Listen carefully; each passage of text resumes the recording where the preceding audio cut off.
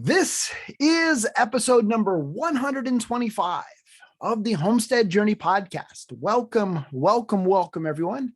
My name is Brian Wells. I am coming to you from 3B Farm and Homestead here in beautiful upstate New York. I'm actually recording this podcast much earlier in the week than I normally do, and that's because this coming weekend is Easter weekend. We have family coming into town. And so I am trying to get this done and in the can so that I have an episode to deliver on Monday.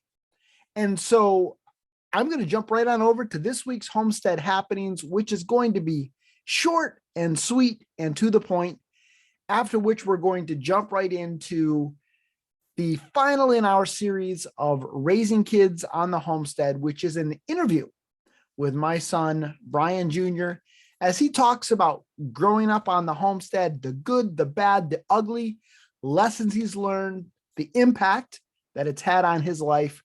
I hope you enjoyed. It was really fun chatting with him. So let's jump on over to this week's Homestead Happenings.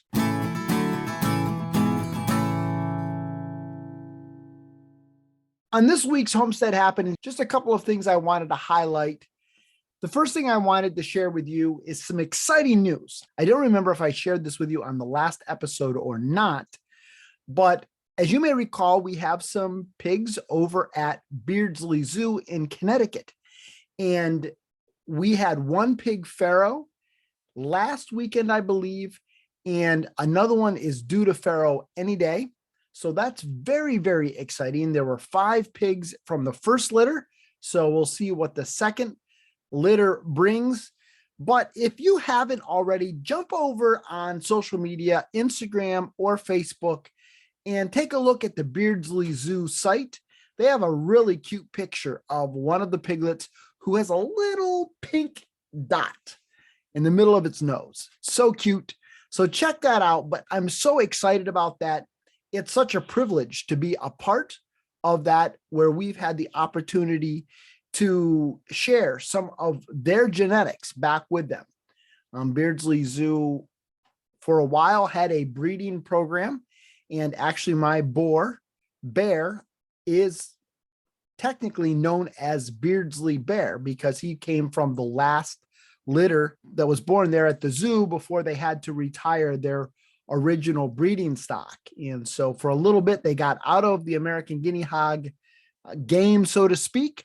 And now they've done some renovations. They have a new barnyard area. And so we just have an opportunity to be a part of continuing that tradition. And that includes passing back to them some of their genetics. So it's just a privilege. It's an honor. Very, very exciting to be a part of that. And so I definitely wanted to share with you that good news. And once I know about the next litter, I will also share that with you. But you can also follow us on social media or follow Beardsley Zoo. And between both of those locations, you should be notified probably before I let anybody know on the podcast. So anyhow, check that all out. But very, very exciting news to share. The only other thing that I wanted to share with you is that this week really has been a week of me really trying to buckle down and focus on that word that I shared on last week's episode, and that is efficiency. So I've really been going through the garage, trying to sort and put things in order, all of those things that my buddy who moved to California gave to me. I've really been trying to go through that and be brutally honest with myself. There's some things that I'm just never going to use. And so I've been pitching some stuff. I've been sorting some stuff. I've been moving some stuff around, and it's starting to look nice. It's not perfect by any stretch of the imagination. A lot more work left to do, but I have been trying to dedicate some time each evening in that endeavor. And so, folks, for me, it's always going to be a growing edge. That's something that I absolutely hate to do. I know there's some people that they thrive on that. They love to sort things out and set things in place and put things in order. And that's just their gift. I don't have that gene. I can find 1,001 things that I should be doing that I'd rather be doing than doing that. And so this has really been a matter of me grabbing myself by the back of the head and saying, Brian, you're going to do this because it needs to get done, whether you want to get it done or not. The last thing I wanted to share with you is that it is starting to warm up here in beautiful upstate New York. Now, I don't want to say this too loudly because I think it's supposed to get a little chilly this weekend, but we hit over 80 degrees in our area today. And I read somewhere that it was the first time in Albany, New York, that we have been above 80 degrees in 5 years. That blew me away. That really blew me away. But that's what they're saying. The people that keep those records are saying it's the first time in 5 years that we have actually been above 80 degrees at all in the Capital District. So I don't know what that means for the summer. I don't know what that means for anything. All I know is it does feel nice for it to warm up, and we'll just see, man. Spring, it's sprung, but then it gets cold. It's just been weird. It's been weird. But anyhow, that's where we're at, folks. Thanks so much for tuning in to this week's Homestead Happenings. Let's jump right on over to this week's Charting the Course.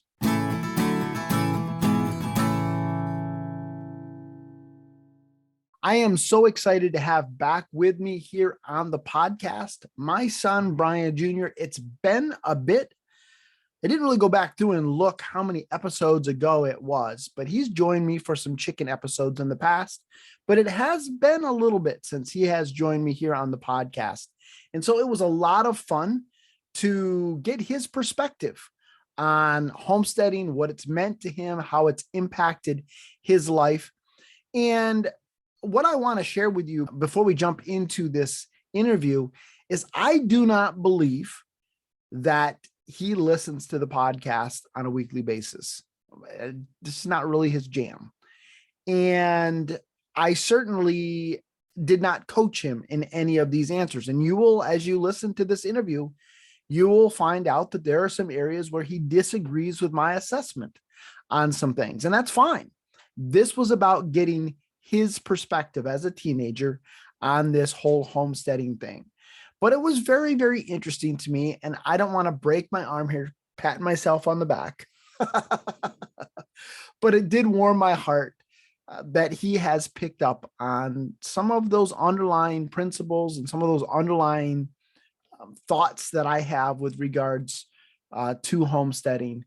And that just really did make me happy. So anyhow, with all of that said, I am so thankful that he was willing to join me here on the podcast. It was a very, very busy week for him. When we did record this, it was actually the week leading up to prom. I think we recorded it the night before prom, but it might have helped him maybe take his mind off of prom. I don't know. But anyhow, it was a lot of fun to chat with him. I hope you enjoy it. So let's go. So Bud, welcome back to the show. Hello. It's good to be back. You can act at least a little more enthusiastic. I'm exhausted. Look at the bags under my eyes. Well, I am so glad to have Brian back here on the podcast. And thank you, Bobo, so much for agreeing to be a part of this. It's been a couple of years since you last joined me here on the podcast. And so very, very excited to chat with you and really just to talk through some of the positives and the negatives of your experience of growing up on a homestead. So let's kind of start really back at the beginning. We started out down at Papa's, and that really was your introduction into being around chickens and raising and growing food and those kinds of things. And so just share with us a little bit about your early memories of this. Well, I remember more specifically, it wasn't a central part of like my early upbringing, but I do remember that planting season was a big deal, and that I definitely enjoyed a lot of the fresh fruits and vegetables that we had. The chickens weren't that prominent in my life yet. They were just the irritating things that would peck me, But I definitely remember it used to be a big center for family events. I remember my great grandfather and y'all, whoops, that sounds southern. You guys were would be out there shucking corn for hours at a time. I looked at that, I thought, oh God, I hope I never have to do that. But well, looks like I'm kind of been drawn in a little bit. But that's kind of what my early experiences were. It was just kind of, seeing how other people kind of interacted with it. It wasn't a central thing to what we did. We didn't solely depend off of it. It was kind of more of like I don't want to say a side thing. It really was more than just that. But I mean, we would still go to the store and stuff. And that was kind of my first exposure with it. Yeah. And I mean, to say that we're 100% self-sufficient, we aren't. And we never will be. And I've talked about that before on the podcast. I mean, our goal is to try to take steps in that direction. It's a journey in that regard, but certainly I would say that we are more self-sufficient, more self-reliant today than we were back when we lived at Papa's, 14 Definitely. years ago. There's definitely a better variety of what we're doing. More diverse. Yeah, definitely a lot more diversity up here. Even though when we were down at Papa's, we had that large in-ground garden space. Mm-hmm. And when we sold that and we lost access to that, I really never thought we'd do what we're doing now.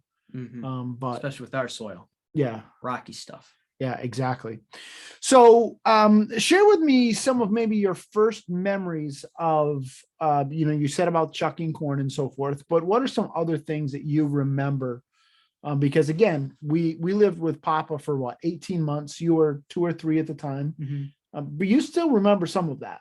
Yeah, I definitely remember. I mean, he was an old guy. He was in his early 80s when we were with him, late 70s. He would be out there taking care of the chickens. I remember I got to interact with kind of like, how would I put it? The broody hens and stuff like that, and the reproduction of them and how they would want to sit on their eggs. I got to interact with kind of the life cycle of the chickens and stuff like that. And kind of like, I was able to grasp kind of the idea of the growing season, when stuff would get planted and sort of that cycle. I mean, I wouldn't consider myself an expert by any means. In fact, I'm actually kind of incompetent in that field, but it was kind of an exposure to it. I have at least a slight general knowledge to it, That's kind of what I got from that early area. And I knew where my food was coming from. Even the frozen stuff we get in bags occasionally, I would know what plant that was. Yeah. Catch my drift. Yeah. Yeah, definitely. I mean, that's one of the things, even though we did, and we still do buy food at the store, we don't buy as much frozen vegetables or canned vegetables anymore from the store as we did back in those days. Mm-hmm. But you certainly knew that the corn that came in a bag came off of a cob. Yeah, and stuff like that. And I mean, it's especially when I went into public school and preschool. I mean, you had people that would live we're in a rural area, but there were some people that lived centrally in the village, and you could tell them that chocolate milk came from brown cows, and they would believe it. Of course, we were still kids and stuff, but I mean, you have experience with this stuff and just general knowledge of where stuff comes from, and that's definitely beneficial. And you definitely have a leg up over, I don't want to say the suburbanites and town people, even though probably a lot of them have become acquainted with it, but still, you have a leg up. Definitely an understanding of where that stuff comes from. So we moved up here when you were, I don't know, 3 or 4, doesn't really matter. And we didn't really do a whole heck of a lot here. We moved the chickens up here. We were still doing a lot of the gardening down at Papa's. And then when we got the pigs in 2017 is really when I feel like we really kicked things into high gear up here. Definitely. And at that point you would have been 12, 13? No, we got the pigs when I was like 14. 12 is when we started getting into ducks, and that was a mess. Yeah. Well, it's gotten better now, but the first time around we did it was a living nightmare. I was not loving that. But and the ducks, I mean, that was you got those through the fair. Mm-hmm. Because you had fallen in love with the chickens. I tell you what, before we get there, let's go back to that. Because the chickens and so forth were still down at Papa's when you really fell in love with them. That's really where when they were down at the coop down there, that's when you really developed an affinity for those chickens, right? Yeah, definitely. It was I don't want to say a completely central part, but it definitely was. It played a role in my childhood, and I was as a kid, I did become attached to a few. I mean, I think naturally that happens as a kid, but it was just kind of, it reminded me of my childhood, and it was just something that fascinated me and intrigued me, and to watch them, grow up and stuff like that, and how they would, their feeding cycles, what they would do and stuff like that. I could be out there and watch them at the fence for hours, but yeah, I love that. I love that kind of stuff. Yeah, I mean, some of my favorite pictures of you are when we initially built the coop up here, and in our chicken run, there's actually a huge rock. I have no idea how big it is. It's a huge rock.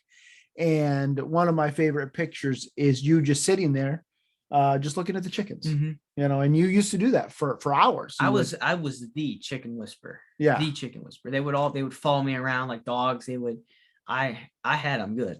Yeah. And they loved me and I loved them. So yeah, definitely. And obviously one of the stories I love to share is when I explained to you the whole idea of the fact that we were going to process them for meat. And I don't know if you remember this or not, but I've shared the story many, many times. It was after you had first fallen in love with the chickens, and I had made the appointment with Dan Shaw to have the chickens processed. And then I was like having second thoughts. That's back when you had Miss Backfeathers, Miss Plucky. I had all of them names. All of them. Like the first crew.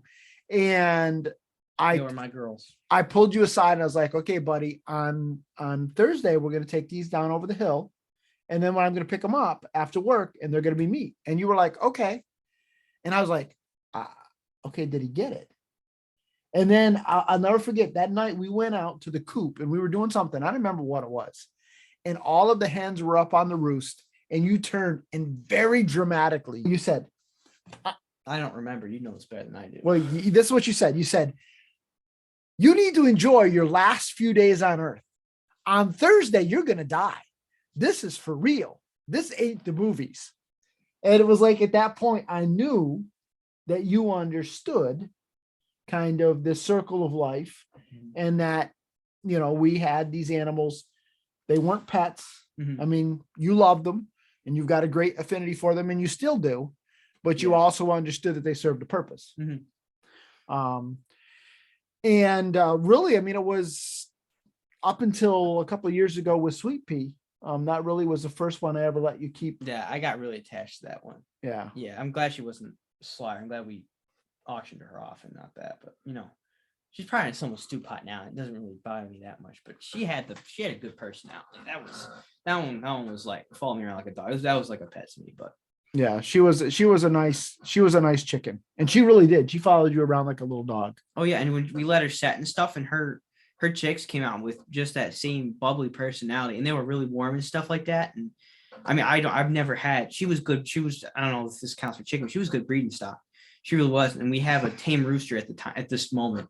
We've kept him a couple years. I think we're gonna keep another year just because he's so tame. We had violent roosters and stuff like that, and he's a handsome guy. We take him to the fair, he wins awards. So yeah. Franklin. Yep. So you've grown up around the chickens. We got into the ducks, and that the first time around, the ducks was a fiasco. Yeah. We had never kept ducks before. We didn't keep them right. The food and the poop and everything mixed up, and it stunk, and we got rid of them. And then I was like, okay, I want to do this again. And we kept them a second time. And the second time around, I think it was better. It was better. Yeah. It wasn't perfect, but it was definitely better. Oh yeah. I just don't think our property land is exactly optimum for them. I agree with that. And yeah. So, and then we got back out of the duck business again, and it's all good. Yeah, I wouldn't mind going back, but just probably not right now with all what we got going on. We got a little circus going over our way. Yeah, exactly. So we've had the opportunity to do that. You've had the opportunity to do geese. We've had the opportunity to do rabbits, and you showed rabbits several years at the fair. All those little demons with scratch. I still got scars from them. It was a mess. That wasn't your favorite thing. Well, I mean, having the rabbits, I liked having them, but taking them to the fair was just god awful because they were the most untamed thing. You have all these people with their pets and stuff, and I'm like, yeah, we're gonna eat mine in like a year. Yeah, all the other kids would be horrified. Yeah, that's true. Like, these girls carried the little pet buddies around. Oh, yeah, they would brush them and stuff like that. I'm like, yep, Mine's for meat. Yeah, definitely. Keep And so them you tender. definitely, yeah, and you definitely had a different perspective on them. And not that it's wrong to have a pet rabbit. That's not what we're No. saying at all. But it was just that you understood why we had them really from a young age. And it really was a great opportunity that you had those, because the several years that you showed them, I think the first year you showed them was when avian flu was coming through. Oh yeah. And they didn't have any poultry at the fair. And so it gave you an opportunity to show an animal where you otherwise wouldn't have.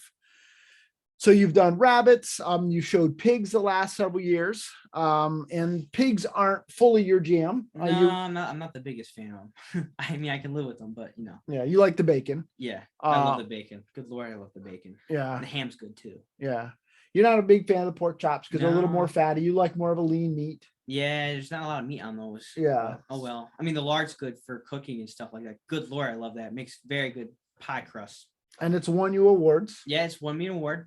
Yep. I made a blueberry and coconut cream pie. And I always get compliments on the crust. I swear, it's always the lard. The lard is what does it. Yeah.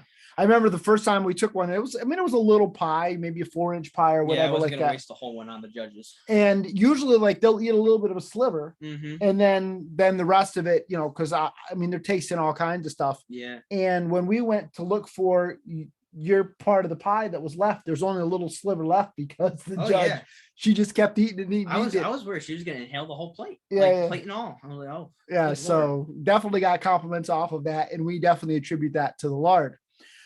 So definitely you've had a lot of opportunities to experience a variety of different animals. I don't think I've missed anything here on the farm. And through that, you've had the opportunity to have some great experiences where you've shown animals, you've fallen in love with animals, and you've also dealt with tragedy through having the animals. And along with that, I think about the rats that got into sweet peas. Oh yeah, that made me upset. I was not happy about that. Rats are the worst. Yeah, we had a bit of a rat problem, and they ended up killing a number of her. Decapitating. Yeah, and that was pretty. That was disgusting. And I found one still twitching when I went out there. I'm like, oh boy. Yeah. And then obviously you had to deal with losing Sweet Pea, which that was a sucky day for all of us. I know Mom felt really, really bad about it. It wasn't totally her fault because I wasn't completely clear. So that was a messy situation. That was partially my fault. But again, so it's been a situation where having those animals, you've dealt with joys and you've dealt with sorrows. And it's kind of giving you an opportunity to maybe process some of those things in ways that other people might not have. You've been involved in the gardening aspect. You've helped me plant gardens. You've helped me harvest. You've not really gotten involved too much in the preserving piece, right? No, I mean, I'd like to learn canning at some point, but just I got too much stuff going on right now. I ain't got time for it. But yeah, I like to watch it happen though. Yeah, I haven't gotten big into that yet, but it's definitely on my bucket list for when I get older. Probably a hobby. And you definitely, when it comes time for us to shuck corn in the fall, you always help us do that. Yep. When it's time for us to go pick berries, and we had a blast last year picking raspberries over there at Garden Works. Oh yeah, that was a good time. Brian, Jay, and I we came up with our own version of a made for Hallmark TV movie. Oh yeah, out there in the berry patch. That was a lot of fun. Oh yeah. So Bonnie didn't appreciate it too much, but we were having. She loves that Hallmark stuff. Yeah, it's all the same. I don't know how anyone can watch that. And it's the same actors, same music, same everything. They just changed the season and maybe slightly the location. Oh, good Lord, how can anyone love that stuff? I don't know. But we had. I mean, I think our idea for a movie.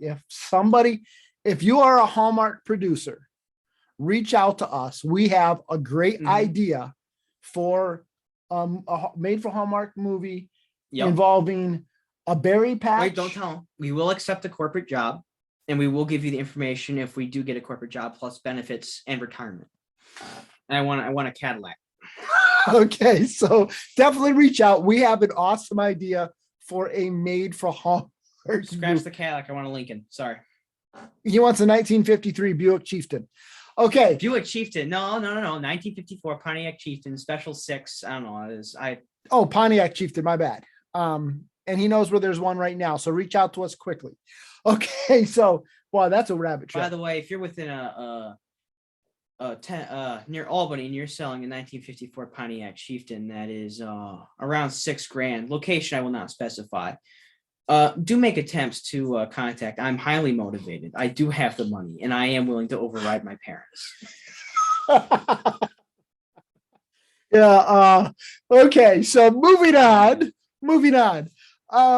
So you've been involved in those kinds of things. So what are in your mind, in your words, I guess, what are the positives that you have drawn from growing up on a homestead? What are some of the things that if you were to come to mind right now and say, these are the positive things of growing up on a homestead, what would those be? Well, I think something important is definitely the point of responsibility. That's quite important. I mean, I think it builds a good work ethic. Obviously, it's more than just homesteading that builds a good work ethic. It also involves parenting, stuff like that, and experiences in public education, stuff like that. But it's a lot of the experiences you get here with I don't want to say management. I guess that's what it would be, kind of like basic stuff like that, making sure you get stuff done and that sort of thing, and the responsibility and the routine tasks. It builds up a good set for good work ethic that can help you in professions later, first jobs and stuff like that. So I think something else that's important is definitely experiences with disease. Like, I mean, there's people who don't have experience with this that don't know what jack diddly squat about stuff like cooking. I mean, there's people that like they don't even know how to microwave stuff properly. I mean, on the homestead, you get experience with maybe not exactly preserving, but the stuff that you grow and you butcher, you have experience with cooking that stuff, and stuff like salmonella, the spreading of different diseases amongst your animals, and all that stuff. You build immunity, really. You build a lot of immunity. I mean, stuff will go around my school, and a lot of the town folks will get it more severe than the people who are on farms and stuff. Though it's really, really interesting. I think something else that's important is kind of beneficial is kind of knowing where your food comes from, kind of getting that idea. But I won't ramble on for too long. I know I've been incoherent and no one has learned anything from that, but you can take it away now. I guess I'll shut up. No, it's good stuff. So knowing where your food comes from, do you think that knowing where your food comes from and being involved in the process of raising it, what is the perspective it gives you on food? Well, I mean, it gives me the perspective that a lot of people work hard for the food that you get at the supermarket. I mean, it's easy to walk into your local Price Chopper, Market 32, Hannaford, Shop and Save, whatever it is, whatever you got in your local region, and just to take for granted the stuff that's on the shelf. You can grab baked bread, you can grab frozen corn, you can grab a whole freaking chicken off the shelf and just go home and she's about ready for the oven, even stuff that's cooked. And you could take that for granted so easily in our highly advanced society. And when you're on a homestead, you kind of understand all of the effort that goes into that, and that a lot of people worked hard to get that to you. And it definitely helps you try to, reduce the amount of waste that you have. And it also gives you perspective on like animals and stuff. I know there's a huge movement out there, like don't kill animals and stuff, like they're living things too. But when you have experience here, you understand that they died so that you can live, that kind of whole perspective that is kind of necessary. And it's just a cycle in the process of life. And we're all going to end up dead. Maybe not on a dinner plate. I sure hope not, but we're all going to end up, it's just the cycle of life. And it's how it works. So, yeah, definitely.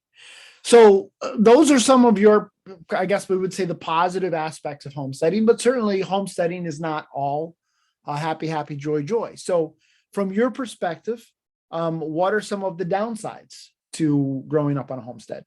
Well, I mean, there's some stuff that can be a real pain in the neck. Like, if you butcher your own animals, especially geese are a real pain, and you have to rip all the feathers out of your own bird.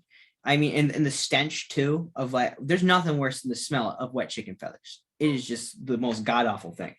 But I mean, once you're done, you have something you can enjoy. But I mean, a lot of the process of butchering your own animals, I mean, you don't have to, you can take it someplace else. But then you have stuff like your animals. I mean, we had a chicken coup a couple of days ago when the chickens broke out of our penitentiary.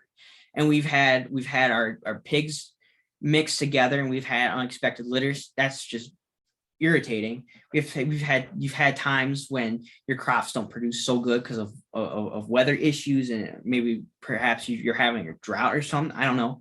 That's a real pain. And also you have roots to your land that a lot of people don't have. You can't go on vacations.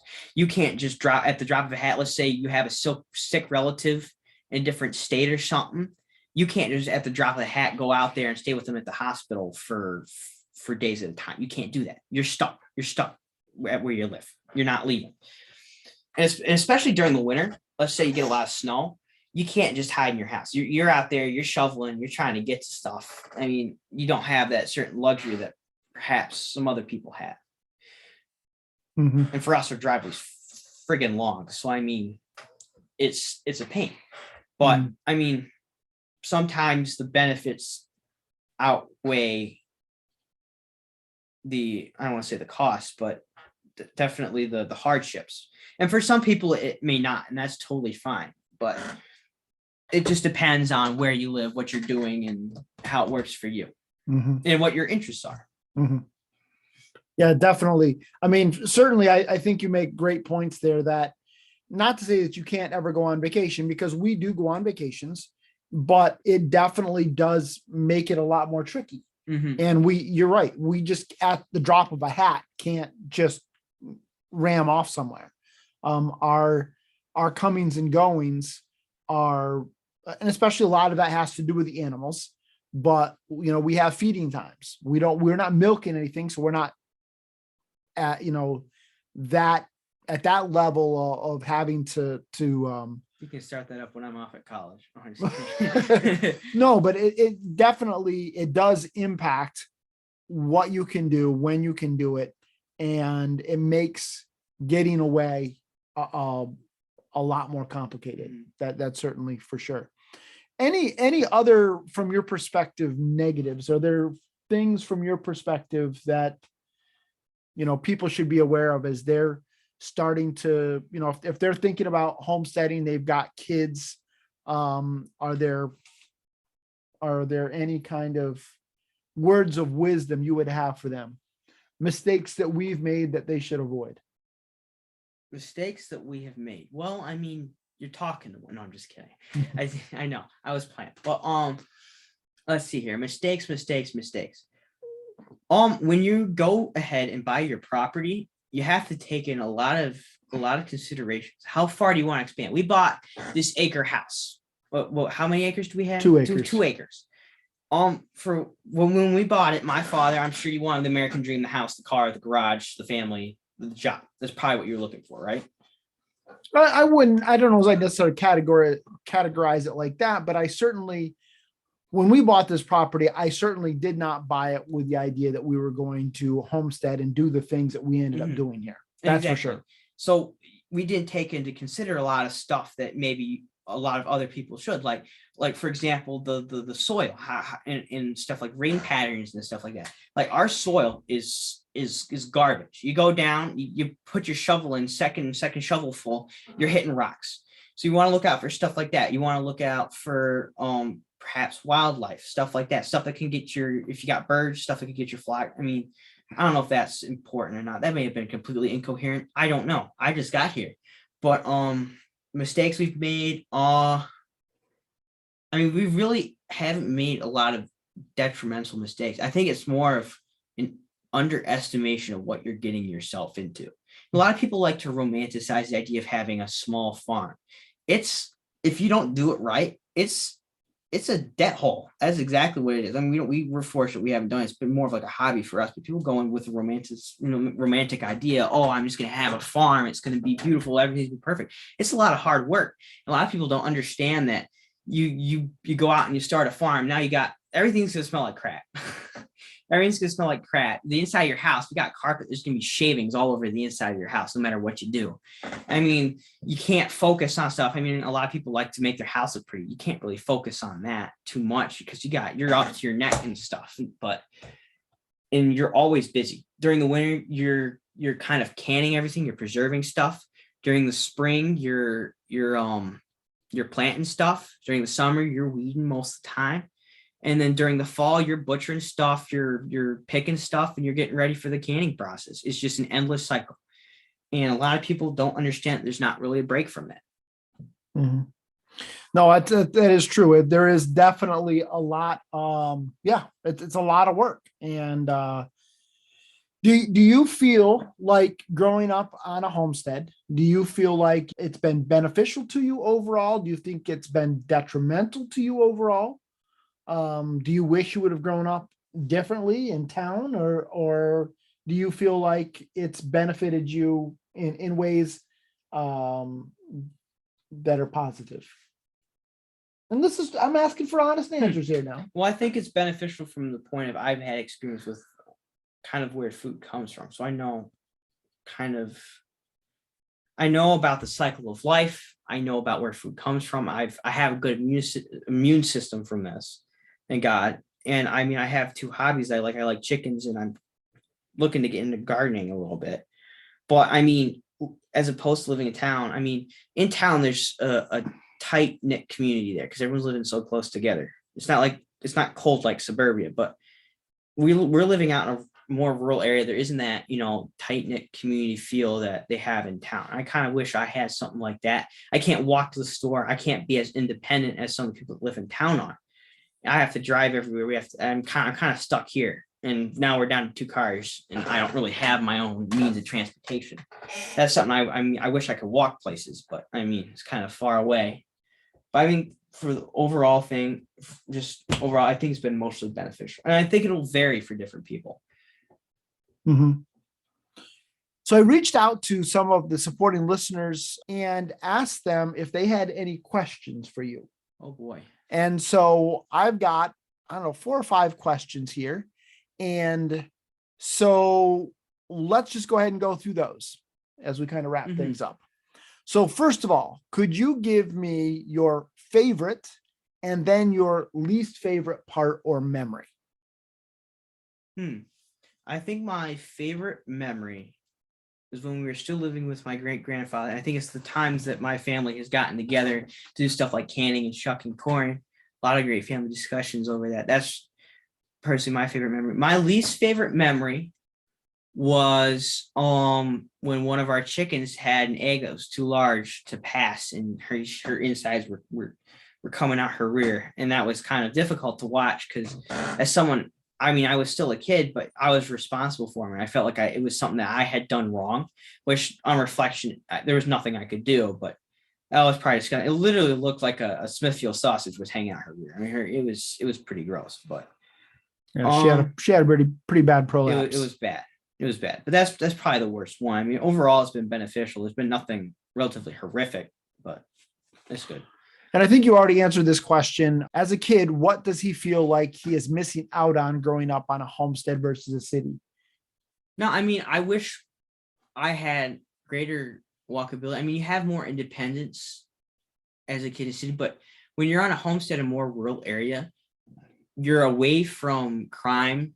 I'd say we're in a very safe area.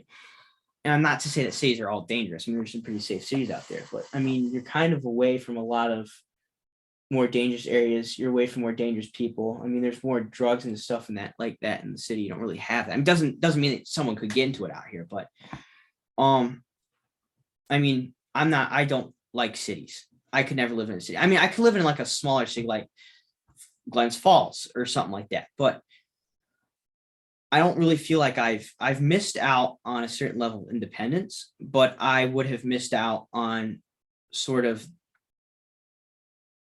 the knowledge of, of what I've gained from being on a homestead. I wouldn't have wanted to grow up in the city. Maybe on the outer skirts of a suburb, maybe, I don't know, but I'm happy with where I've grown up, and I wouldn't have it differently. And do you think that, and this is not a question that's in here, but definitely, do you think you might have a little bit of a different perspective on it had you had siblings? Do you feel like growing up as an only child on a homestead, maybe? Yeah, there's a certain sense of isolation, especially during like quarantine and stuff. It was just me and the animals, and that's kind of like I kind of lost my mind a little bit. But I definitely would have preferred to have siblings, but there's definitely benefits. I mean, I get all the attention. Christmas, I get all the gifts. and I'm kind of the center of attention for my parents. But then again, I get all the flack when I screw up. But still, there's no one to blame it on. I can't blame it on my hands. It's not Franklin's fault. But still, I think my view would have been a lot different. I think I would have had a greater sense of like family responsibility within it, a greater sense of probably competition. I don't know how to describe it, because I've never had a sibling. I don't know what it would be like. So back to the questions. As you've gotten older, have you encountered situations where you recognize that growing up in a homestead lifestyle has been of benefit to you? Oh yeah, I have. Especially again preschool, when some of the more rural kids were able to convince the towns ones that chocolate milk comes from brown cows. There's a certain level of competency, especially you have knowledge that a lot of other people don't get until they start doing stuff like agricultural studies in high school. Yeah. And a lot of processes that happen here, like planting stuff. You can plant stuff, and there's some people in town that can't plant for squat. Another favorite story, and I don't know if you remember this or not, but another favorite story that I've shared many times on this podcast was when we had first gotten the ducks, and you and Mom were walking past the duck pen, and one of the drakes mounted a hen, and you turned and you said to Mom really loudly, "Look, Mom, he's trying to pregnantize her." Yeah. And so I think there's certainly the birds and the bees, shall we say, is something that you have understood maybe in ways that other kids haven't understood, simply as a result of growing up around animals. You understand some of those things. I don't think I did. You don't? No, I don't think I learned the birds and bees from that. I mean, it made sense after about fifth grade when they started talking about kind of like introduction to your changing body. It's like, oh, wonderful. But I mean, that's when all the kind of the ideas clicked. But that's when I got the idea of what kind of like I knew about reproduction. I didn't know like a lot about it. I didn't learn the birds and bees per se, but I knew that they didn't come, reproduction didn't come from where those pelicans that bring babies and those, where I don't even know what the stereotype. The stork? Yeah, the stork. The stork. I knew that's not where they came from, but like, yeah, I wasn't exactly the kid to ask where do babies come from, but I mean, I didn't really have any questions about it. I didn't really learn it from here, but I see it a lot now. It all makes sense, but yeah. Now, do you ever feel angry or upset about being around death or processing animals? No, not really. I don't know how to explain it further, but I mean, I don't want to say after a while you get used to it. I don't want to say that, but you kind of give an understanding of it's just the cycle of life. You can't really change it. We're all going to end up in the kind of the same route, dead. But I mean, I've never been really. I've been depressed. I mean, when we saw our first group of chickens, I was really attached to them. I was depressed for about 2 weeks, and I got over it after that. But I mean, you don't really get angry over it. You kind of learn from it more than you do get resentment from it. Now, we've never forced you to take part in it, right? That is correct. You've let me choose how involved I want to be. Do you think that was the right? Definitely. Because to be honest with you, if you force, I mean, every child is going to have a different interest in hobbies. I turned out to be really weird. But I mean, I don't really want to take on homesteading when I'm older. And so far, my parents have respected that, and that's prevented me from getting resentful. Because there's a lot of people out there who will try to, I don't want to say groom their kids, because I've been told that's not a good term, but have tried to, nurture their kids in it, and they go out and say, look, when I'm done, this is going to be yours. You have to take it on. And a lot of people don't want it. Maybe they want to become a doctor. Maybe they want to, move to the city. I don't know what. Everyone has their own idea of what they want to do, and maybe they want to pursue something that requires them to travel, and they can't be tied down to land like some other people can. And you don't want to force people into it. You want to let them take on as much. I mean, obviously when they're kids, you want to teach them responsibility. They're obviously going to complain and whine. Oh, I don't want to do the chickens, or, oh, I don't want to do that. But you, especially when they get older and they start deciding what they want to do with their life, forcing them to be a part of it. You can encourage them, but you don't want to force them, because it's an important time when they figure out what they want to do. And you want their memories of it to be good and beneficial and not resentful. And so you feel like we've done well in that regard. Yeah, definitely. The next question is, do you plan to homestead as an adult? I think you've kind of answered that a little bit. I'll go into it deeper. No. I mean, depending on where I live, I'd like to have chickens as a hobby. I do want to get into gardening and stuff. Not only just, planting a vegetable garden. I also want to start doing landscaping, but I don't have any intention of doing homesteading. I don't have any intention of doing or owning a farm. That's not within my interest. I'm looking at either in a field of ministry or in a field of business. I want my mid-50s suburban house. I want a Buick in the driveway. I'm going to be that nut in the neighborhood who's obsessive about his lawn. And it's just my interests are completely different. I want to, my hobbies are very different from what we're doing here. I like doing stuff like golf. I mean, that's, if I were to do homesteading, I probably wouldn't have time to do that frequently. I want to travel. I want to say enjoy life, because some people enjoy life by homesteading, but that's just not my idea of, I want to pursue the American dream. That's what it is. That's what I'm looking at. Maybe I'm a little warped. I don't know. COVID's messed with my head. I think I've lost a few brain cells, but still, homesteading really isn't my thing. I don't know.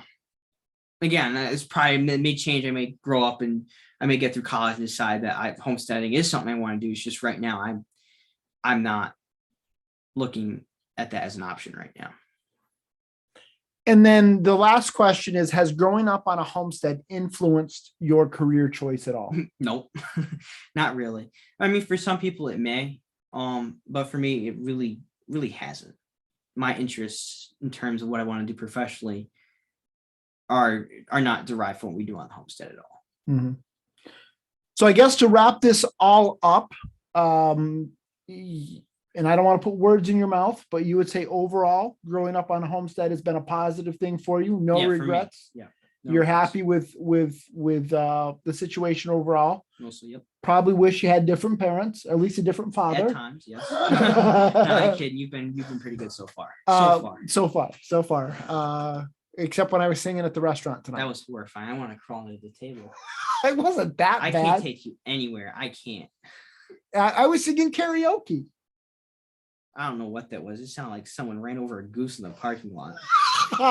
And actually, there was no karaoke going on. I was just singing with the music in the restaurant. But I thought I sounded the place awesome. Out. No, it wasn't that bad. Please, I would have yelled fire and they would have moved out that quick. So, any other words of wisdom that you would like to share with everybody before we wrap this up?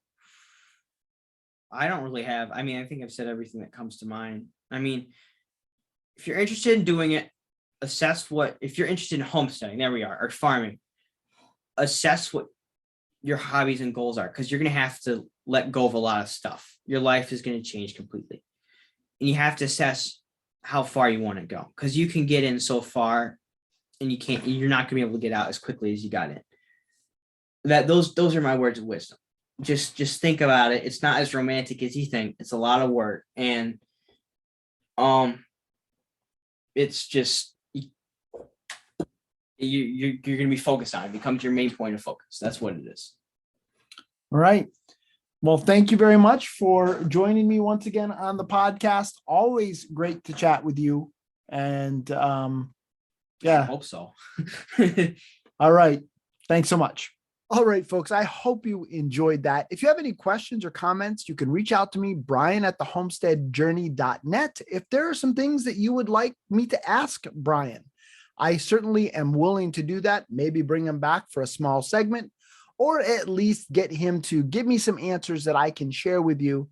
So if there are some questions that maybe you wished I would have asked, let me know that, Brian at thehomesteadjourney.net. I would be glad to pass that on.